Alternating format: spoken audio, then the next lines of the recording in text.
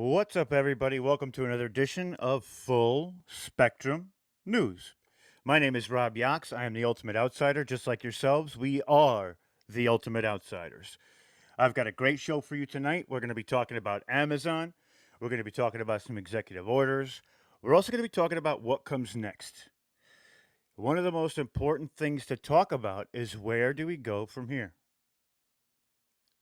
Anybody can say, there's a lot of stuff running around, all these different theories and methods of where we should be after this moment. Let's get into some specifics first, and we'll end the show with that. That'll be our top story for the evening. But first, we're going to go out to the field, and Joe Biden is going to tell the truth for once. Just once, he's going to tell the truth.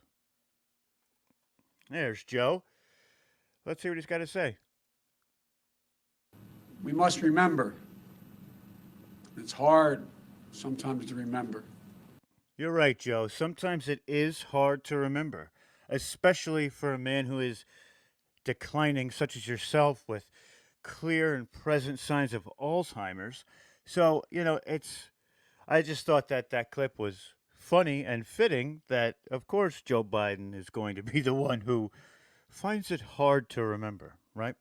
So, what we're going to be doing with these shows again is we're going to be bringing you all the different stuff that's happening during the day when we come on every few days or so.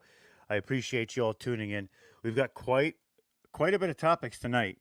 And one of the first ones, it is breaking as we speak, and it's Marjorie Taylor Greene, and she's keeping her promise to file articles of impeachment against Joe Biden. That happened a little bit earlier today. So, we know from Hunter's laptop and some of the pay for play schemes that we have seen with Joe Biden that and I apologize. I will not call him my president. We're going to get into that in a little while of why I believe there is still a timeline, or at least a reality, where he does not keep the presidency as as of right now. So, we're going to break into a little bit of news. Some of it I can't confirm, some of it I can, but it's hard for Joe to remember things. And we actually have him on tape where he tells the people that if they don't fire, he tells the Ukrainian ambassadors that if they don't fire this Ukrainian prosecutor who is literally going after his son with Burisma, then they're not getting the taxpayer money that was brought to Ukraine as aid. So we know that that's, it's pretty crazy that these things, and he'll say that, one of the things that that side does, and not our side, is they will do something as in collude with Russia, as in pay for play. And one of the first things that they will do is they will say, well, no, your side did it, my side, our side, that we did it. It's like when somebody cheats on somebody and then they keep accusing their partner of cheating because of a guilty conscience. It's sort of like the same thing. So it's funny too because there's so many different things. We have Joe Biden signing an executive order where there is a 100-day mask mandate, and maybe 2 hours later, he's caught celebrating in front of the Lincoln Memorial without a mask, and he's on federal property, hereby literally spitting on his own executive order. It is a travesty. And one of the things that Joe Biden also wanted to do was they just came out. The WHO came out saying that the rapid testing is highly false positive. So they're saying now instead of getting just one specific test, you have to get two rapid tests to make sure. Convenient. How convenient is that when all they kept talking about as of 2 weeks ago, the cases are so high, hospitalizations are so high. There's over 400,000 deaths. CDC came out and said that only 6% of those people actually died of COVID, which shouldn't happen at all. And I do believe COVID is a real disease. It is not as bad for healthy people as it is for people with comorbidities.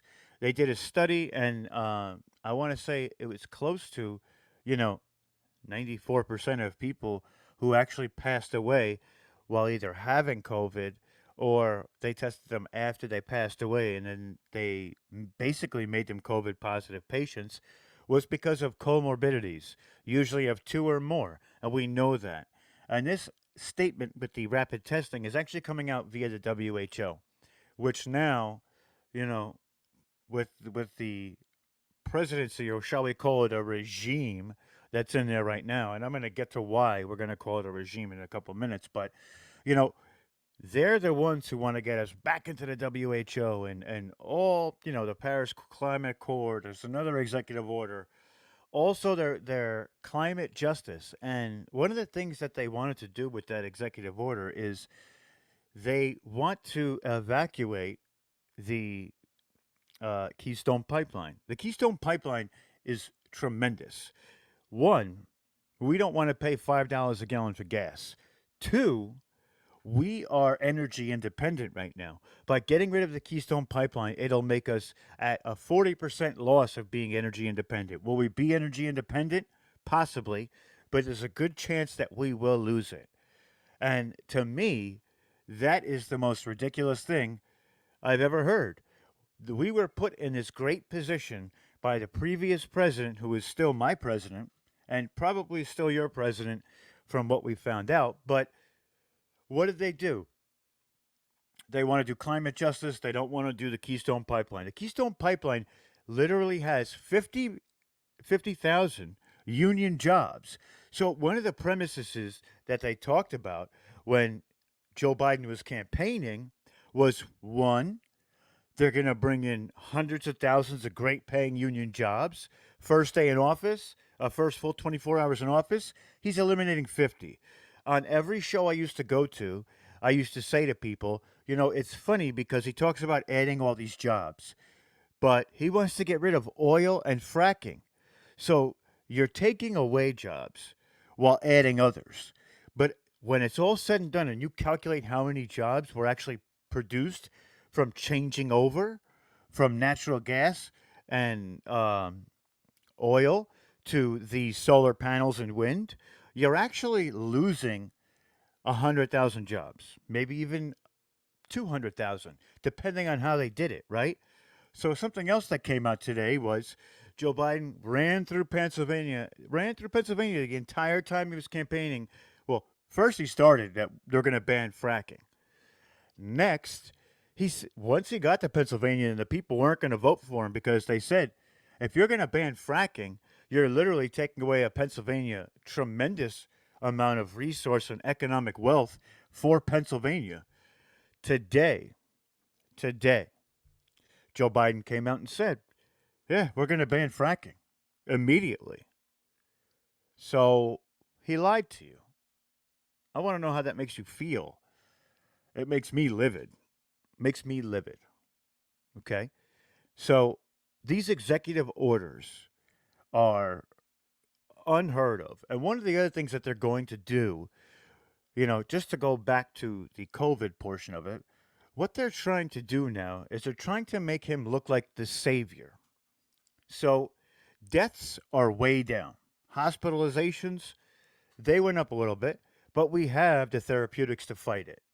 So now that we have these therapeutics to fight it, the main thing is the cases, which is why economies were shutting down. The mayor of New York came out and said, we can't wait for the vaccine anymore because if we wait for the vaccine, there's not going to be any stores left or restaurants to open up. The economy will literally crap it to bed, right? So what's the big number is those cases. So if they can go back and switch these rapid tests to drop the cases, or they're doing it properly now so that the cases aren't as big because they're going to make you take two tests where it's going to tell you that, most of it's going to be a false positive. Therefore, he looks like the savior. Also, it has to do with the distribution, right? So we're going to get into that in a moment. But before we go any further, what I want to do is I want to show you what Anthony Fauci said today at a press conference. When I tell you that this has to be one of the most inflammatory things that he could have said, and I'm going to tell you why, is because it's disgusting. So let's listen to it first, and then we're going to talk about it. One of the things that we're going to do is to be completely transparent, open, and honest. If things go wrong, not point fingers, but to correct them, and to make everything we do be based on science and evidence. Dr. So let me get this straight, Anthony Fauci. What you're implying is that before we weren't basing it on science, before we weren't, we weren't pointing fingers at anybody, except for my president, shall we say. What else was there? You were wrong 80% of the time. First, masks aren't going to do nothing. Then, we got to do masks.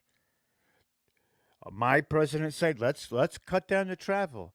And I've heard on numerous accounts that Anthony Fauci vehemently opposed this idea. Why? He said, you'll never be able to do that. My president did it. Okay? Not your president, my president. So, one of the other things is that they set this plan up for distribution. And basically what happens is they make these 3 different companies with 3 different vaccines. They make so many vials of vaccine. Then what happens is it gets shipped to every state. So the plan and the logistics from the government to the states, impeccable. One of the best and biggest mass medical mobilizations you've ever seen. What happens? They get to the states. Let's just take where I live, New York, Cuomo. They've done, at first until this week, they only had distributed 20% of total vaccines, saying they couldn't get it in people's arms fast enough. Now, they've already used, and this is just this week alone, 92% of the vaccines that they had. How does that work? How does that make sense? Let's think about that for a moment. It doesn't. It doesn't. Which means that you were either buffing the numbers at some point, or now you decided to mobilize it because your president got in and you want to make him look good. Why? Because eventually you want a cabinet position. Just like Cuomo wrote a book on how to handle the pandemic. He killed more people in his state than any other state, except for maybe California. But we all know Gavin Newsom's literally a Nazi. Literally a Nazi. He is an authoritarian regime just like Hitler. Cuomo, pretty close. Pretty close. He wants to get on and tell people with his gangster voice and some interactions he had with Fauci, where he was talking about being Robert De Niro and Al Pacino. You couldn't hold a candle to a multitude of people. And he got an Emmy Award. What did he get an Emmy for? He got an Emmy because he thought he was smart. He thought he was funny. Because of his daily COVID breakdowns. This man had no idea what he was doing. He was sending older people back into nursing homes along with young people that were infected. So don't sit there and tell us that you're so worthy of all this praise because you were literally one of the worst. One of the worst. And that's what it is. So, now they're saying that we didn't follow the science. And Fauci is literally siding with his president now when it's literally the same exact plan as my president. And you know why I'm using the your president and my president? When I mean your, I don't mean the people who listen to this. I mean the far left, right? When I say it's our president, I'll say our president and their president. Maybe that's a better way to do it. But it's so cynical because this is how they act, right? Now they have Amazon. Before, Amazon wouldn't touch the vaccine.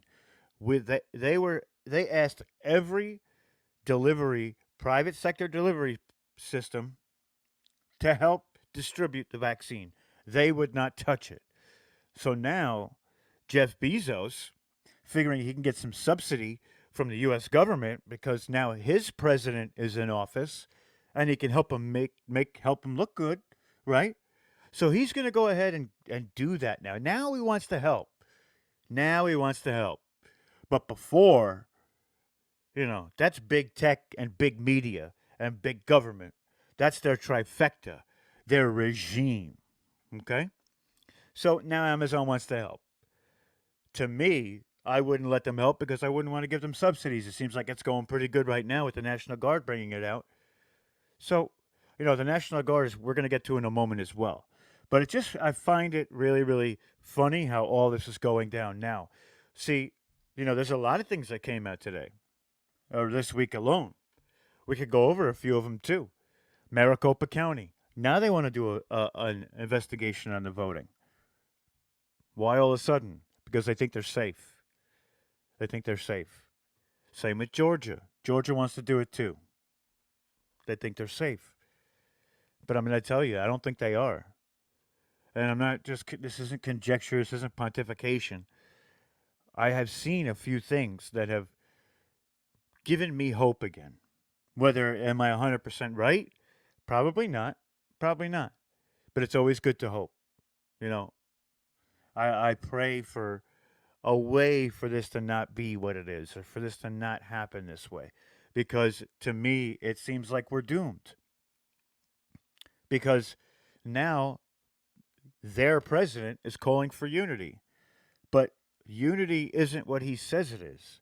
Unity is if you don't conform to our way of thinking, we're going to ostracize you. They're literally doing book bannings. It's not burnings, but it's close enough. At least with book burnings, people got to read the book before they burnt it. Now they're just canceling it all. They canceled Parler because they said it was an echo chamber for white supremacists. It's not true. I mean, we have the freedom of speech, and it's okay for them to say whatever they want because that's free speech, right? That's the Constitution. But God forbid we get to say what we want. We'll be thrown in the gulag. They literally were talking about secret citizen police brigades turning in people who voted for our president. This authoritarian to the umpteenth power, right? They were also talking about re-education camps. Katie Couric over the weekend came out on Bill Maher and said, we need to find a way to deprogram these people. Deprogram? What are we talking about? Who do these people think they are? One. Two, I mean, come on now. Come on. How can you even say that?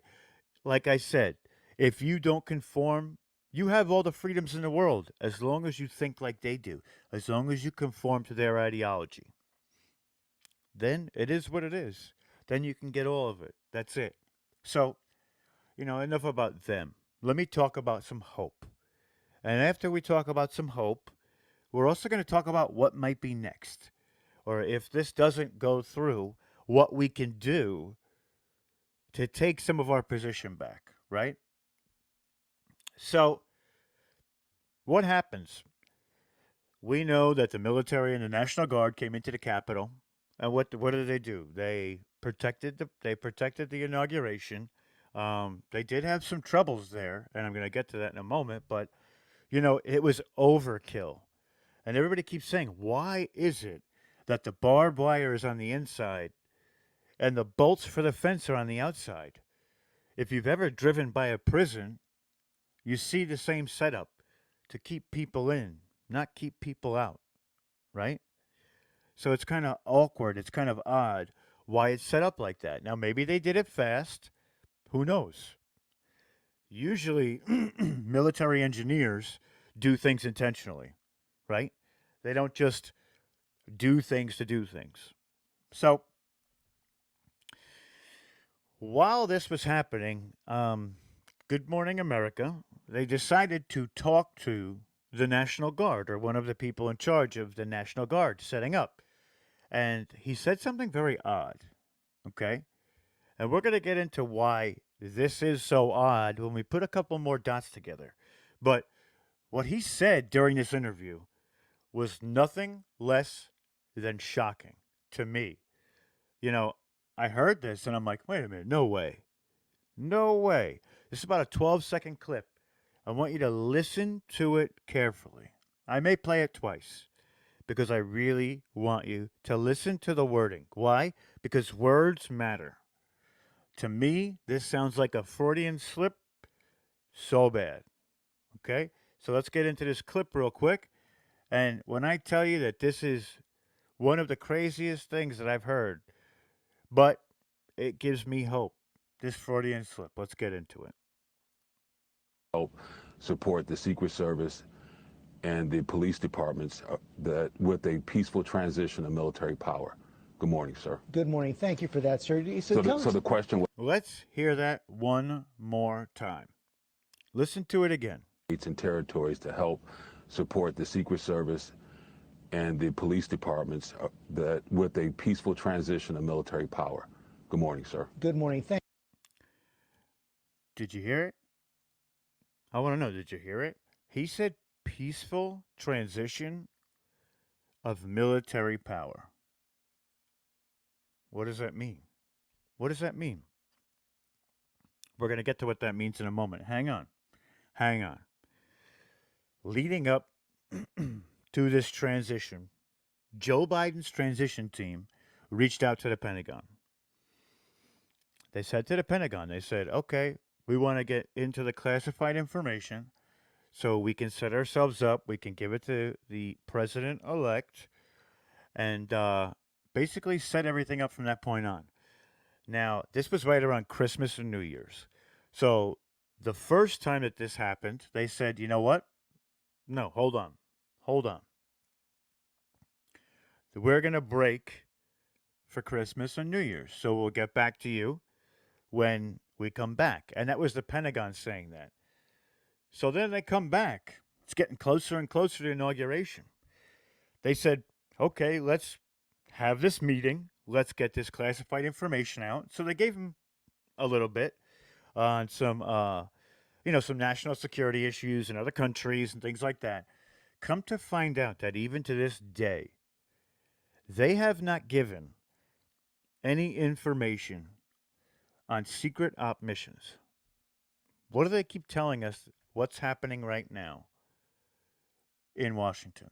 That it's an op. It's an op. Everybody's saying it's an op. It's an op. So now he said the transfer of military power.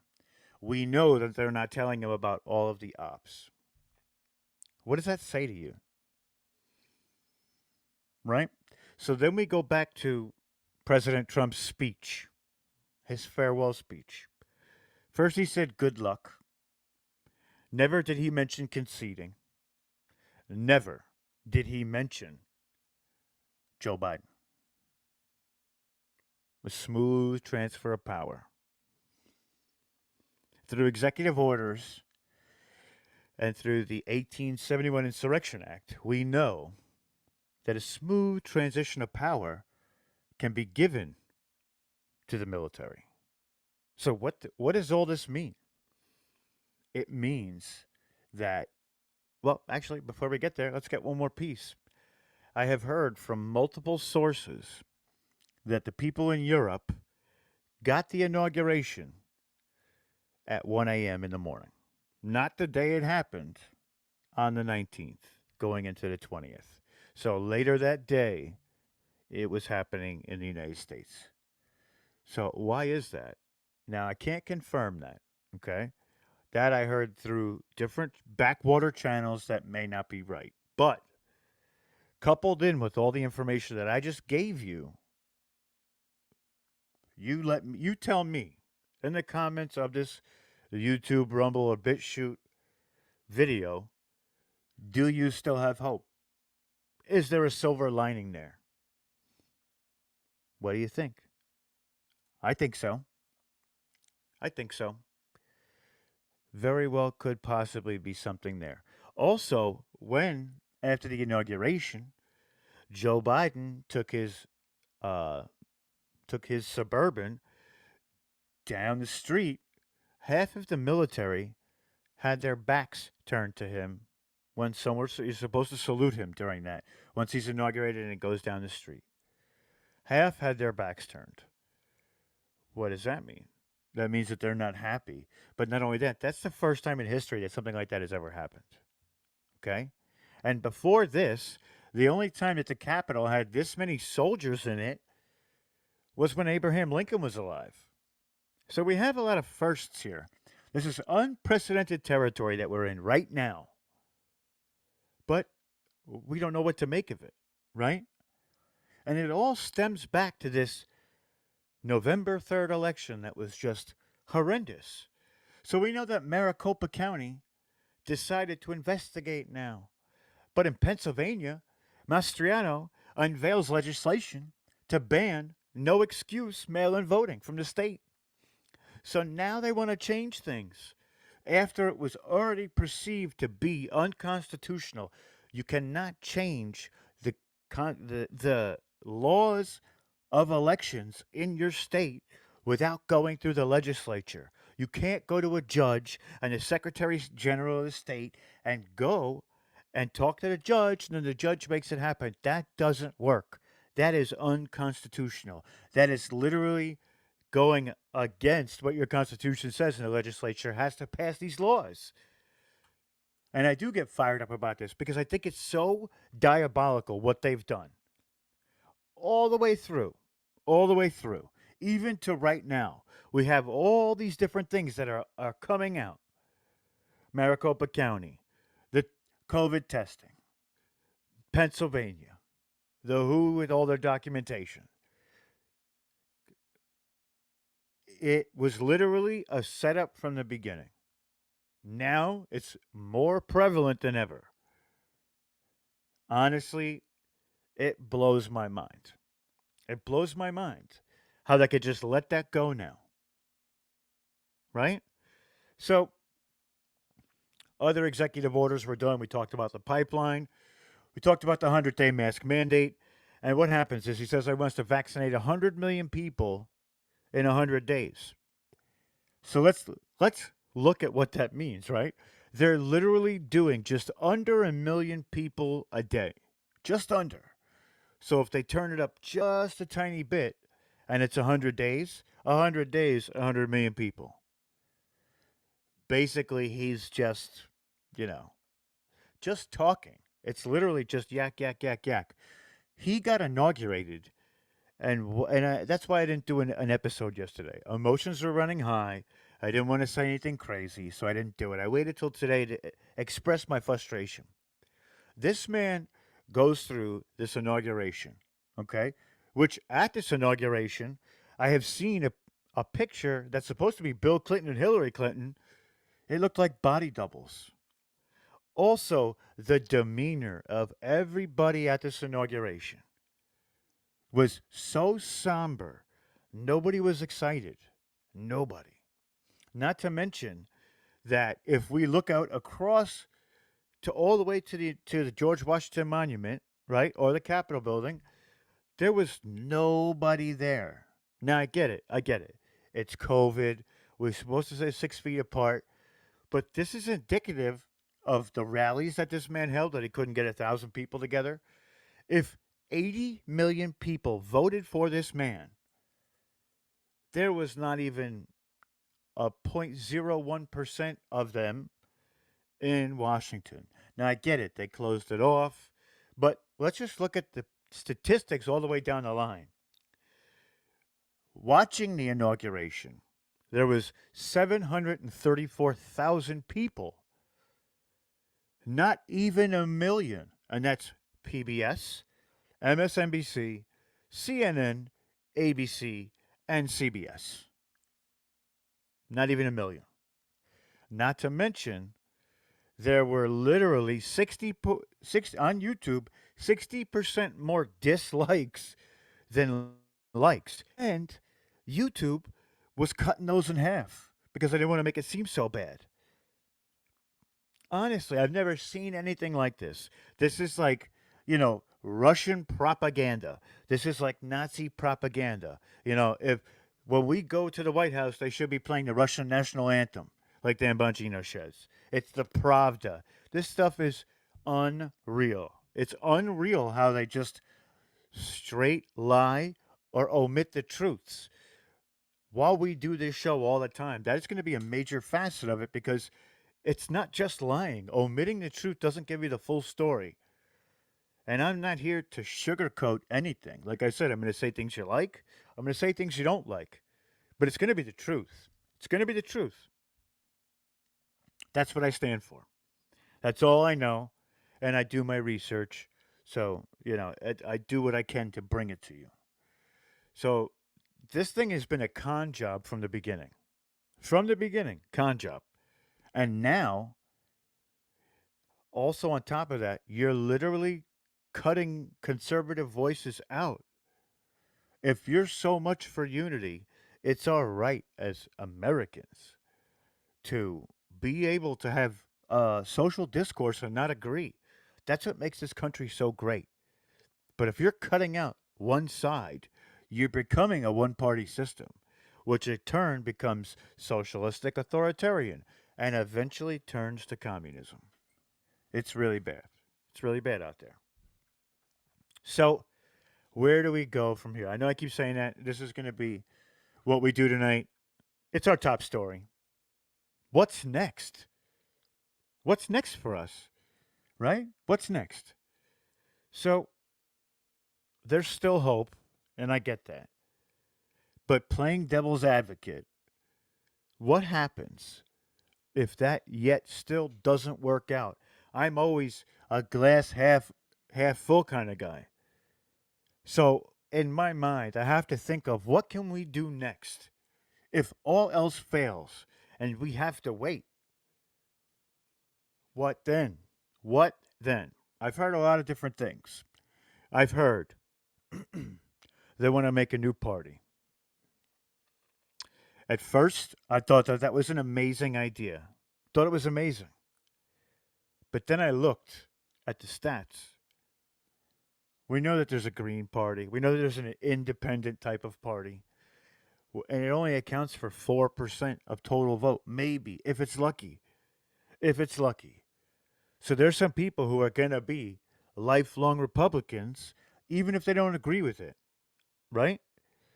So we're going to take the 75 million people and split it because a percentage of them will not transfer to a new party. So what do we do? What do we do? I wish we could make this new party, and it would be amazing. It would be glorious. But in the interest of being truthful, let's look at some other options that may work just as well. So, when our president was in office, he was literally one man against the system. One man. It was a lot. Every day, and he had multiple facets against him. Big tech, the media, the politicians. Literally against all odds all the time. So what can we do? What can we do?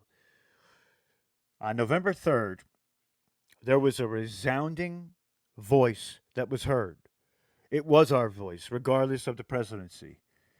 We were supposed to lose seats in the House. Supposed to. We literally won almost every election down ballot, except for the Senate, which I think the fix was in on that too, because they use the same systems. You know all about it. I'm not going to go into it and hash it out. But, so what now? What now, man? What now? What do we do now? What do we do now? So, what we do is 2022 is not far off. There are 75 million of us. And one good thing about that is that if one of us is to falter, the others will be there to pick them up on the front lines. We are all the ultimate outsiders. All of us. Every last one of us. And one thing we can always thankfully thank our president for is bringing those 75 million like-minded people together. This movement, in some ways, it is about our president, but in other ways, it's not. It's about us. And what do we do to maintain our voice? First, we go to our local governments, town, county, state. We do our research. We figure out which one of these people in these primaries holds the same values as us. And if there isn't one, work on getting one, which is the hardest part. Okay? And what do we do for that person? We canvass. We help them with their campaign. We do whatever is necessary. We get out there and make sure that we don't fall quietly into the night. We make sure. So then we do it at the town level, right? And then we do the primary at the county level. Then we do the primary at the state level, all the way through. All the way through. And we get these people into positions to go to a general election. Will we win them all? Who knows? But with a resounding 2020 down ballot, we definitely have a chance. And those campaigns are starting right now. So you can start right now on this, not wait. And I know people don't want to hear it. They don't want to hear this. They don't want to hear it, but I don't want to do that. It's a lot of work. Nobody said this was going to be easy. Nobody. Right? And the best is yet to come. We're going to take those words and we're going to put them into action. So what do? We get them to the general election in our state. Right? Then they win. We push for them to win. We make it so they can't do what they did this time around. It won't work. There's too many of us. And the reason why we do this is to replace these spineless rhinos that are in there. We don't go for that extra new party where we're not going to have a chance. We take the party that we use this time and we flip it. We flip it to what we want it to do. Right now, they're calling for Mitch McConnell by the Kentucky GOP to be censored again because he sided with crying Chucky Schumer. McCarthy. Spineless. Talking to Pelosi, making backdoor deals. He's got to go. They are all on the table in 2022. And what do we do from that point? What that does for us is it gives us a network. So it's not just one man who was our president going against an entire system. There's 12 of them. There's 20 of them, all just like us. We've got a collective at the highest level. We could make a difference, a big difference. And we take this country back for what we want it to be, for what the Constitution said it's supposed to be. I'm down with that. That makes a lot of sense. Is the work going to be hard? You bet. You bet. But I'm ready. And I don't shy away from a challenge. And I hope you don't either. All right, guys. I want to thank everybody for coming out tonight. It was an awesome show, powerful show. I'm sorry I went into it a little bit and I ranted. But it has to be said. This has to be done. I hope it doesn't get taken off of YouTube. If not, Rumble and BitChute will have it. I will put this in a link inside of Telegram and on my Facebook page. Also on Twitter. I want you guys to really think about what I said at the end here. Okay? We are the difference. We can be the leaders that we're looking for. I love you all. God bless all my patriots. God bless the military and the National Guard. And God bless America. Have a good night.